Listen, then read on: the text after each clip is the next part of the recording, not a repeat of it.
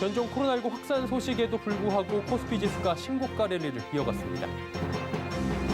11월 들어 지방 거래량이 큰 폭으로 늘며 전국 주택 거래가 지난달 또 작년 같은 기간과 비교해 급증했습니다. 최근 농산물 가격이 상승 랠리를 이어가며 대두와 옥수수, 소맥 등 농산물 관련 ETF 상승세가 두드러지고 있습니다. 온라인 쇼핑 플랫폼 쿠팡이 온라인 동영상 서비스 시장에 본격적으로 진출한다 밝혔습니다. 센 경제 라이브 시작합니다.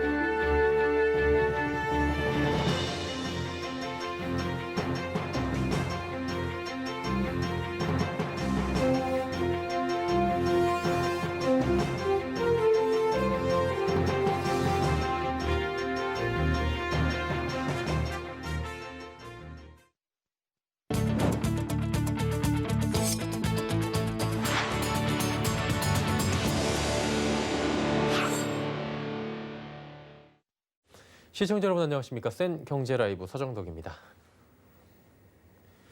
영국에서 발견된 변종 코로나19에 글로벌 증시가 주춤했습니다. 하지만 코스피는 주 초반에 급락세를 떨치고 잠시 미뤄뒀던 신고가 랠리를 다시금 이어갔습니다. 한 주간의 증시 흐름 앵커 리포트에서 정리합니다. 이번 주 코스피는 1.25% 오른 2,806.86에 마감하며 사상 첫 2,800선을 돌파했습니다. 코스닥은 차익 실현 매물의 약세를 보이며 1.96% 내린 928.68에 마감했습니다.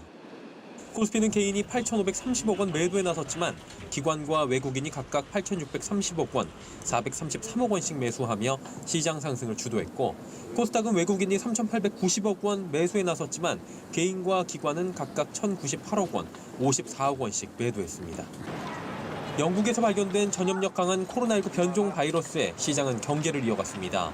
현재 영국, 런던 등 남동부 지역이 봉쇄됐고 독일과 이탈리아 등 40개 이상의 나라가 영국으로의 입국 등이 긴급 차단됐습니다.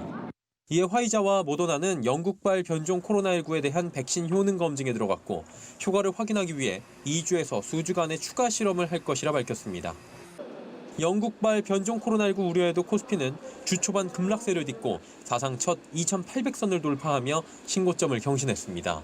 특히 삼성전자는 실적 개선 기대감과 고 이건희 삼성전자 회장의 주식 상속세 확정에 따른 불확실성 해소와 또 연말 배당금 기대감에 5% 이상 급등하며 신고가를 또다시 경신했습니다. 코로나19 치료제 개발 관련 이슈로 연일 상승세를 이어가던 종목들의 변동폭이 커졌습니다.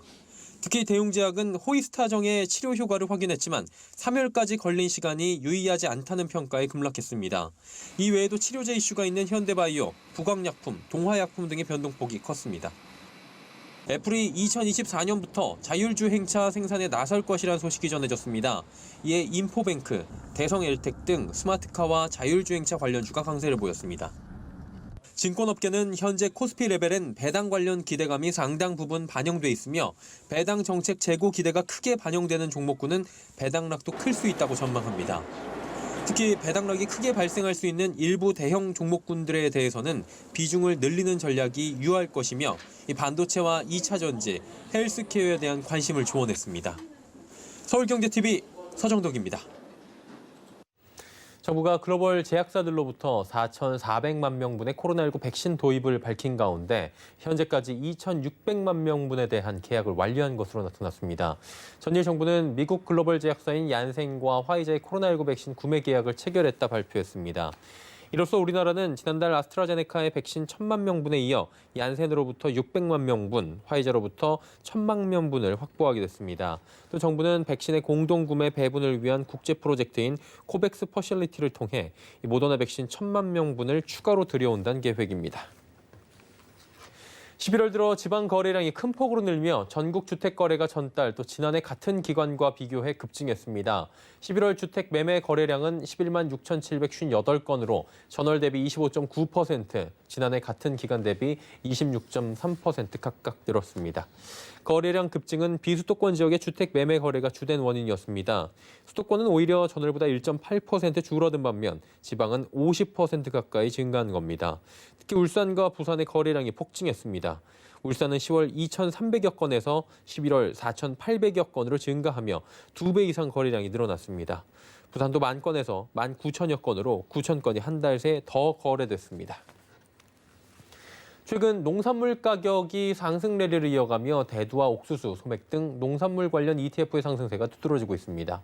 금융정보업체 FN가이드에 따르면 코덱스 콩 선물은 최근 3개월 동안 21%의 수익률을 올렸습니다.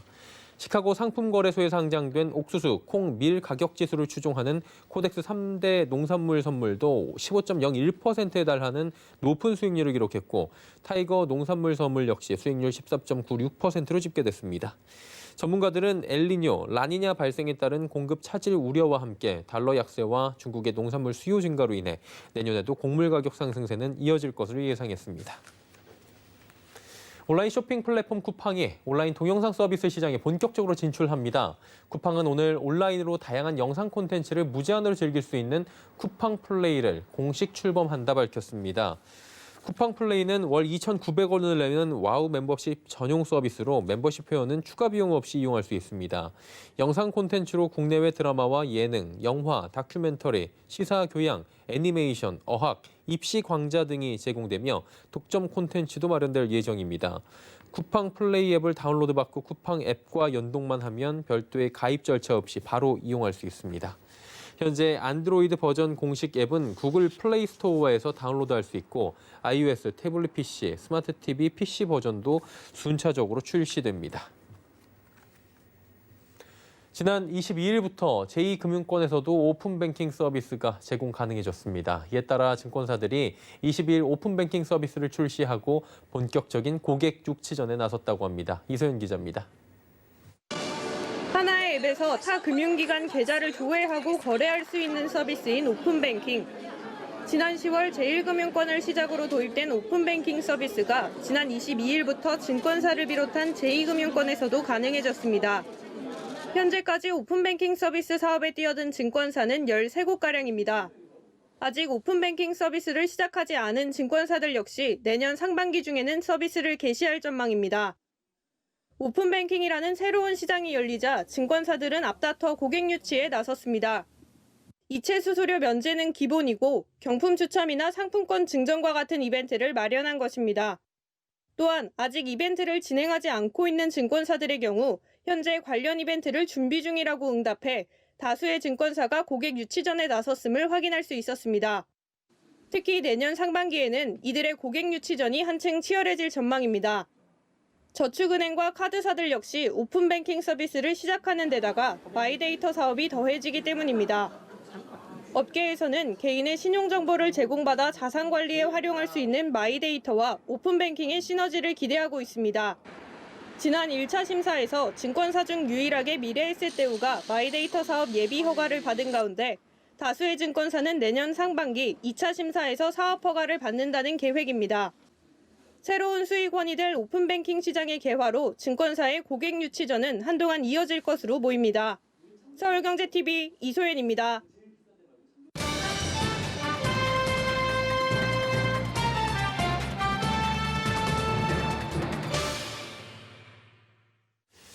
금융감독원이 옵티머스 펀드 분쟁 조정을 1분기 안에 진행할 예정인 것으로 알려집니다. 이에 앞서서 피해자들이 착오에 의한 계약 취소 결정을 촉구하는 기자회견을 가질 예정이고요.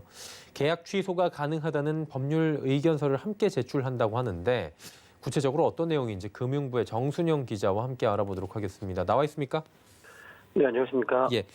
그 피해자들이 기자회견 다음 주에 예정이 돼 있는데 금융감독원 분쟁 조정이 시작되기 전에 하는 거잖아요. 피해자들의 의견을 피력하는 자리인 셈인 겁니까? 네, 그렇습니다. 이 사모펀드 피해자 공동대책위는 다음 주 월요일인 28일 오전 11시에 금융감독원 앞에서 금감원 늑장 분쟁 조정 규탄 및 사모펀드 계약 취소 결정 촉구 기자회견을 가질 예정입니다. 이날 공대위는 분쟁 조정 절차에 들어가겠다고 밝힌 금감원에 차고에 의한 계약 취소 근거에 대한 법률 의견서를 제출할 계획입니다. 이들은 금감원의 시간 끌기로 인해서 재재심과 분쟁 조정이 내년까지 넘어가면서 피해 배상도 늦어져서 피해자들의 고통이 더 극심해지고 있다면서 특히 라임과 옵티머스 펀드는 금감원 직원이 연루되는 등 감독 당국인 금감원의 책임이 명백하게 존재함에도 사태를 신속하게 해결하기는커녕 원장 직권의 특별 승진 제도를 만드는 등 염치 없는 행태를 보이고 있다고 주장하고 있습니다. 특히 일련의 사모펀드 사태는 불안전 판매를 넘어서 판매사인 NH투자증권과 운용사인 옵티머스 자산운용, 스탁사인 하나은행 등이 고의적으로 펀드의 위험을 숨기고 거짓으로 판매하거나 판매 불능 사태를 고객에게 알리지 않는 등 고객을 기망한 사태라며 차고에 의한 계약 취소가 인정돼야 마땅하다는 입장입니다. 윤석헌 금감원장 같은 경우에는 어제 옵티머스 펀드 계약 취소 가능성을 언급하기도 했습니다. 라임 펀드처럼 100% 배상안이 나올 가능성이 있는 겁니까? 네, 윤석헌 원장은 어제 비대면으로 열린 송년 기자간담회에서 옵티머스 펀드 분쟁 조정과 관련해서 계약 취소와 불안전 판매 두 가지 방안이 있다면서 이 법리 검토는 마무리 단계에 있고 빠른 시일 내에 정리를 해서 결론을 내리겠다라고 설명했습니다. 윤 원장도 라임에 이어서 옵티머스도 계약 취소 결정의 날짜에 관심이 쏠리고 있다는 것을 인지를 하고 있었는데요. 윤 원장은 계약 취소는 착오에 의한 계약 취소가 있고 또 사기에 의한 계약 취소가 있다면서 계약 취소와 불안전 판매 중에 결론을 내게 되면 분쟁 조정을 진행하게 될 것이라고 말했습니다. 또 만일 계약 취소로 가기 어렵다면 불안전 판매로 갈 수 있다라고 보고 있는데 손실 추정이 되지 않아서 분쟁 조정을 할 수 있느냐라는 문제가 남는다면서 판매자와 소비자 간 합의가 있다면 그걸 기준으로 금감원이 분조위를 열고 또 권고안을 마련할 계획이라고 덧붙였습니다.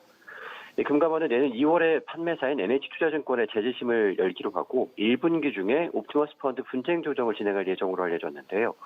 이 계약 취소 가능 여부를 두고 법리 검토에 들어간 상태여서 아무래도 계약 취소 가능성이 높은 상황이긴 합니다. 소식통에 따르면 내년 1월 초쯤에는 계약 취소를 전제로 한 분조위 조정이 시작될 것으로 보이고 분쟁 조정국에서 관련 조사가 마무리되면 마지막 법률 자문을 받아서 계약 취소 여부가 결정이 날 것으로 예상이 됩니다. 이렇게 되면 3월 안에는 분조위 절차가 모두 마무리될 전망입니다. 만에 하나 불안전 판매로 가게 되면 후폭풍이 꽤나 거셀 것 같다 이런 얘기가 나오는데 가능성이 지금 어느 정도입니까? 일각에서는 금감원 측에서 이 라임 무역금융펀드 계약 취소 결정 이후에 옵티머스 펀드의 분쟁 조정에 부담감을 안고 있고 따라서 계약 취소가 아닌 불안전 판매로 결정이 날 가능성이 있다는 전망도 나오고 있습니다. 또 투자자들과 계약을 맺은 당사자들은 옵티머스 자산운용이 아닌 NH투자증권이고 또 증권사 측도 옵티머스 자산운용의 법적 대응 절차를 밟고 있기 때문에 법리 적용이 쉽지가 않은 상황입니다. 이 펀드 계약 체결 당시에 투자 원금의 최대 98%에 달하는 부실이 발생했었던 라임 무역금융펀드와 또 옵티머스 펀드를 같은 사례로 보기는 어렵다는 시각인데요. 만일에 금감원의 수정 결과 불안전 판매 결정이 날 경우에 피해자들은 원금 보전이 어려워지기 때문에 강력한 반발이 예상되고 있습니다. 피해자들은 판매에 대한 법적 대응과 함께 NH투자증권과 예탁결제원, 하나은행에 다자배상을 촉구하는 방침을 정해놓고 있습니다. 하지만 분쟁 조정에서 다자배상안이 제시가 됐던 그런 사례는 지금까지 한 번도 없었기 때문에 이 역시 치열한 또 법리 검토가 필요한 상황입니다. 거기에다가 또 분쟁 조정안은 모든 당사자가 수락을 해야지 효력이 인정되기 때문에 이들 모두가 수긍할 만한 배상 비율이 나올 것이냐라는 부분도 또 사실상 어렵다는 것이 고민이기도 합니다. 윤 원장이 어제 사모펀드 사태는 지금 금융의 감독 체계 때문이라고 이야기를 했습니다. 금융위와의 독립 갈등을 의식한 발언이다 이런 얘기들이 있어요. 작심 발언이라면서 관심을 받고 있는데 구체적으로 이게 어떤 내용인 겁니까? 네, 금융감독 체계의 분리 개편을 강조한 발언이었는데요. 금융위와 금감원 간의 갈등이 다시 이번 발언으로 다시 불거지게 될지 관심이 쏠리고 있습니다. 어제 송년 기자간담회에서 윤 원장은 이 금감원 독립 방안과 관련한 질문에 작심한 듯이 아주 좀 오랜 시간 할애해서 답변을 해놨었는데요. 감독 체계 개편을 꼭 이뤄야 하냐라는 이유를 좀 물어본 질문에 대해서 우리나라 금융사고를 들여다보면 대충 어떤 유형이 있다면서 정부가 금융산업을 육성하려다가 위험을 창출하곤 하는데 결국 소비자에게 부담으로 작용한다라고 말했습니다. 과거에 저축은행 사태와 동양 사태, 사모펀드 사태 등을 예로 들었는데요. 해외 사례를 포함해서 다양한 독립 방안을 두고 검토를 하고 있다면서 조만간 관련 제안서를 국회에 제출하겠다는 계획을 밝히기도 했습니다. 금융감독 업무의 독립성 강화는 금감원의 그동안 오랜 수건이기도 했는데요. 이날 발언은 임기 종료 6개월 정도를 앞두고 사모펀드 사태 책임과 또 금융위가 추진하는 금융산업 정책까지 거론하면서 본격적으로 독립을 추진하겠다는 의지를 밝힌 셈입니다. 예, 내년 초면 옵티머스 펀드 피해 배상 규모가 드러날 것으로 보입니다. 잘못한 사람들은 분명히 따로 있죠. 왜 피해자들이 이렇게 추운 거리에서 또 외로운 싸움을 이어가야 하는지 굉장히 안타깝게 보이기만 하는데요. 모쪼록 좋은 결과를 기대해 보도록 하겠습니다. 금융부의 정순영 기자였습니다. 고맙습니다. 고맙습니다.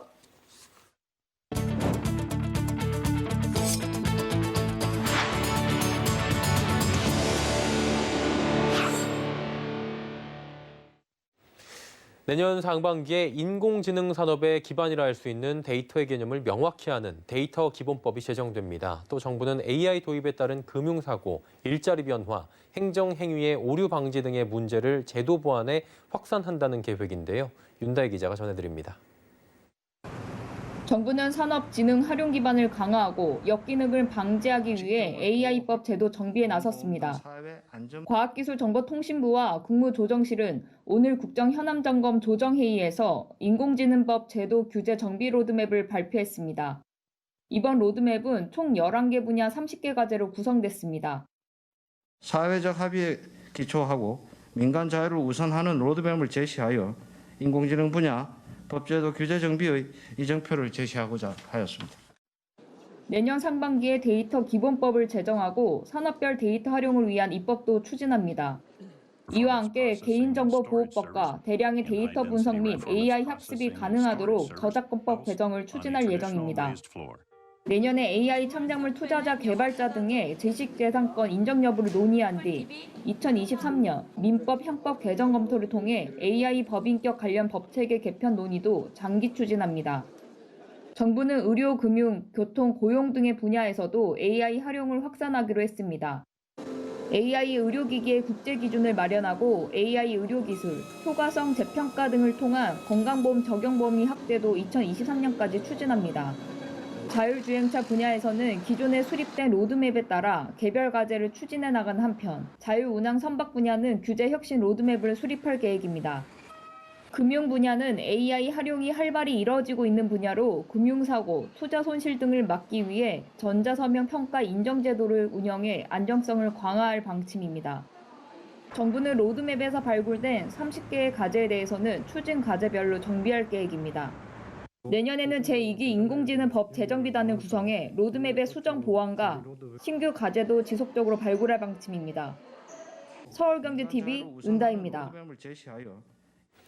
넷플릭스의 한국 오리지널 콘텐츠인 스위트홈이 킹덤에 이어 또 한 번 세계에 통했습니다. 스위트홈은 공개 일주일 만에 세계 8개 나라에서 시청률 1위를 차지했는데요. 오리지널 콘텐츠가 인기를 끌자 국내 OTT 업계 역시 오리지널 콘텐츠 제작 전략에 나서고 있다고 합니다. 서청석 기자입니다. 지난 18일 넷플릭스를 통해 공개된 넷플릭스 오리지널 콘텐츠 스위트홈은 한국형 괴물 드라마라는 독특한 주제를 앞세워 공개되자마자 큰 인기를 끌고 있습니다. 오늘 기준 넷플릭스 한국 콘텐츠 중 시청률 1위를 기록하고 있고 동남아, 동아시아를 위주로 한 국가 8개국에서도 시청률 1위를 달성했습니다. 또 공개 일주일 만에 전 세계 TV쇼 부문 시청률 8위를 기록하는 등 큰 인기를 보이고 있습니다. 오리지널 콘텐츠는 OTT 콘텐츠 경쟁력 강화를 통해 신규 사용자를 늘리기 위한 전략 중 하나로 국내 OTT 업계 역시 오리지널 콘텐츠 늘리기에 나섰습니다. 먼저 국내에서 넷플릭스 다음으로 가장 많은 회원수를 확보하고 있는 웨이브는 지난해 첫 번째 오리지널 녹두전을 선보였습니다. 이어 올해는 꼰대 인턴, SF8 등 드라마와 예능, 콘서트 12편의 오리지널을 공개했습니다. 웨이브는 2021년 첫 번째 오리지널 러브씬 넘버를 시작으로 국내 콘텐츠 제작에 투자를 지속해 내년에는 올해보다 더 많은 오리지널 콘텐츠를 만들어 경쟁력을 키우겠다고 밝혔습니다. 2011년 출범해 꾸준히 성장하고 있는 국내 OTT 왓챠 역시 오리지널 콘텐츠 투자 계획을 밝혔습니다. 왓챠는 총 누적 투자액 590억 원 규모의 시리즈 D 투자 유치를 마무리하고 콘텐츠 및 인프라 경쟁력 강화에 나설 예정입니다. 왓챠는 올해 키딩, 와이 우먼 킬, 미세스 아메리카 등 독점 콘텐츠로 좋은 반응을 얻었었는데 내년부터는 본격적으로 왓챠 오리지널 콘텐츠 제작에 돌입합니다. 최근 왓챠가 시리즈 D 투자 유치를 성공적으로 마무리를 했고요. 그 투자금을 바탕으로 해서 내년에 오리지널 콘텐츠에 대한 제작 투자 계획이 있습니다. 오리지널 콘텐츠 제작이 이루어지면은 왓챠의 콘텐츠 차별성이나 경쟁력 확보에도 큰 도움이 될 것으로 예상나오고 있습니다. 넷플릭스와 웨이브, 왓챠 등이 오리지널 콘텐츠 제작과 투자에 더욱 적극적으로 나선다는 계획에 내년 시청자들이 볼 수 있는 콘텐츠는 더욱 다채로워질 전망입니다. 서울경제TV 서청석입니다. 최근 금융감독원 직원을 사칭하는 보이스피싱 사례가 크게 증가하고 있어 금감원이 소비자 경보 주의를 발령했습니다. 금감원에 따르면 불법 사금융 신고센터에 접수된 지난달 3당 건수가 299건으로 전달 대비 48% 늘어났습니다. 특히 금감원 직원을 사칭하는 기관 사칭형 사기 수법을 접목해 계좌 이체보다는 현금을 직접 편취해가는 사례가 늘고 있습니다. 직원을 사칭해 현금을 보관한다거나 과징금 명목으로 금전을 요구하는 사기에 대한 주의가 각별히 요구됩니다. 사기범이 피해자 명의로 핸드폰을 개통한 뒤 비대면 계좌를 개설해 대출금을 편취하는 경우도 있습니다. 전화 가로채기 악성 애플리케이션이 설치된 경우 휴대전화가 무력화될 수 있으므로 각별한 주의가 필요합니다. 작년 전국 프랜차이즈 가맹점 수가 대부분 업종에서 늘어났지만 생맥주와 기타 주점 업종은 큰 폭으로 줄어든 것으로 나타납니다. 통계청은 지난해 말 전국 가맹점 수는 총 21만 5,587개로 지난해와 비교해 5,488개가 늘어났다고 밝혔습니다. 가맹점의 수가 가장 많은 업종은 편의점으로 전체 가맹점 중 비중은 19.2%를 차지했고 한식 업종과 치킨 업종이 그 뒤를 이었습니다. 반면 생맥주, 기타 주점은 지난해와 비교해 14.4%가 줄어들며 10,000개 밑으로 떨어졌습니다. 종사자 수도 지난해보다 15.4%가 줄어들었고 한 해 매출액도 1조 8,120억 원으로 10.6% 쪼그라들었습니다.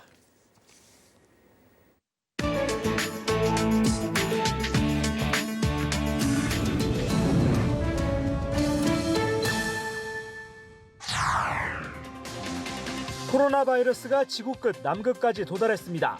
로이터 통신에 따르면 칠레군 당국은 남극에 위치한 기지 소속 연구진들이 코로나19 확진 판정을 받았다고 밝혔습니다. 남극 대륙에서 코로나19 확진자가 나온 것은 이번이 처음입니다. 양성 판정을 받은 인력은 칠레 남극 기지에 주둔 중이던 군인 26명과 관리원 10명입니다.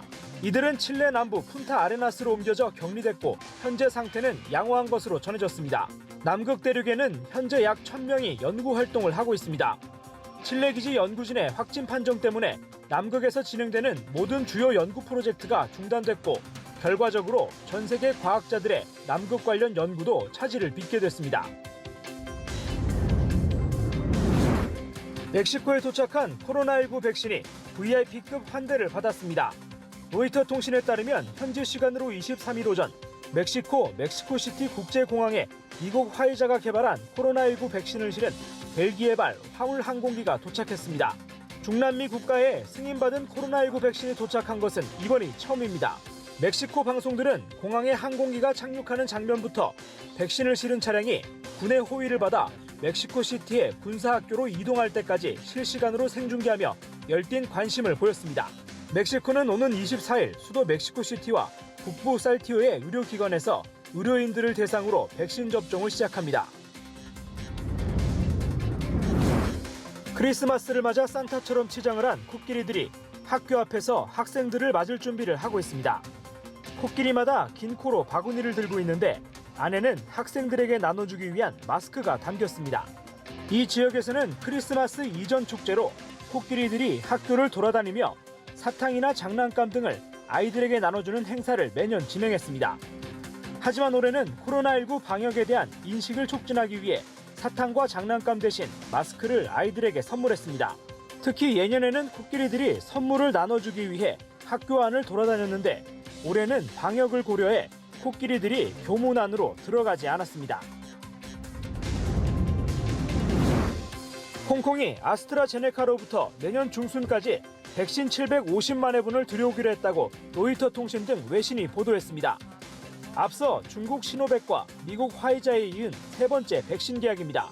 캐리람 홍콩 행정장관은 도시 인구를 충분히 커버할 수 있는 2,250만 회분의 백신을 확보했다며 네 번째 구매분을 구하고 있다고 밝혔습니다. 남 장관은 모든 주민에게 백신 접종을 촉구하면서 부작용 우려로 접종을 꺼리는 일각의 분위기와 관련해 희귀하고 예상치 못한 합병증이 발생할 경우 지원할 기금을 조성할 계획이라고 밝혔습니다. 또 주민들이 접종할 백신 종류를 선택할 수 있도록 하겠다고 덧붙였습니다.